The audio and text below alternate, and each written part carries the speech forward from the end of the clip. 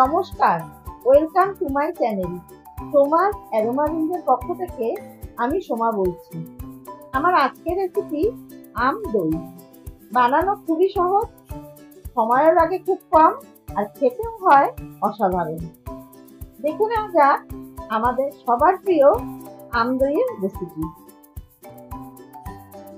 আম দই বানানোর জন্য আমি একটা বোলের উপরে ছাঁকনি বসিয়ে, তারপর একটা পরিষ্কার কাপড় বসিয়ে 500 গ্রাম টক দই ঢেলে দিলাম। কাপড়টা মুড়িয়ে এইভাবে পুটলি করে একটা ভারী জিনিস ওপরে বসিয়ে রাখবো।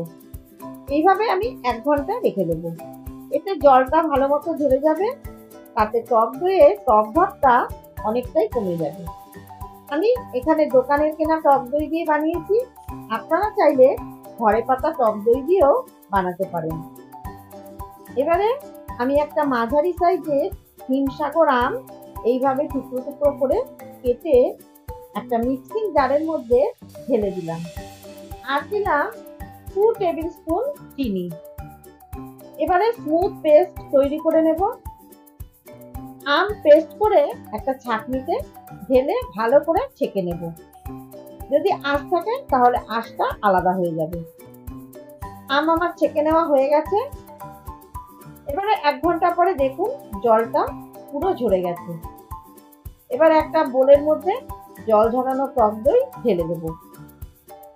টক দইটা ভালো করে ফেটিয়ে নেব, যাতে দইয়ের মধ্যে কোনো দলাভাব না থাকে।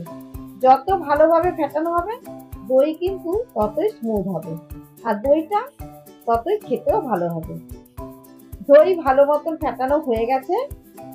এই অবস্থায় পেস্ট করা আমটা দইয়ের মধ্যে আমি ঢেলে দেবো। আর দেবো 100 গ্রাম কনডেন্স মিল্ক। এবারে সবকিছু ভালো করে মিশিয়ে নেব। আমি 500 গ্রাম দইয়ে একটা মাঝারি সাইজের পাকা আম দিয়ে বানিয়েছি। আপনারা যদি 1 কিলো দই দিয়ে বানান তাহলে 2টো মাঝারি সাইজের আম দিয়ে বানাবেন।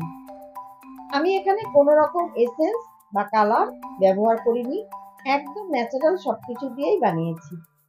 সবকিছু ভালো করে মেশানো হয়ে গেছে।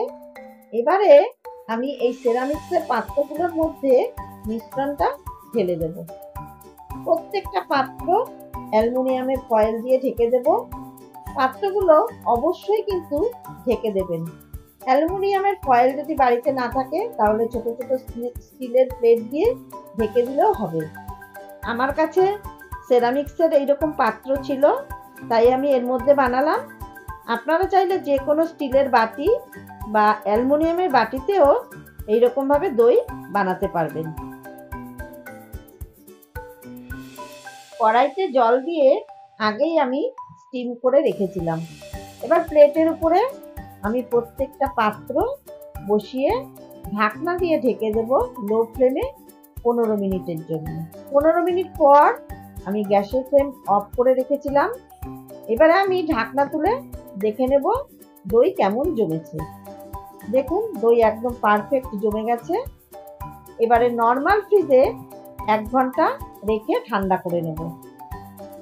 1 ঘন্টা পর দেখুন প্রত্যেকটা আম দই সুন্দর জমেছে। পারফেক্ট আম দই একদম তৈরি। আর এই আম দই খেতেও অসাধারণ লাগে।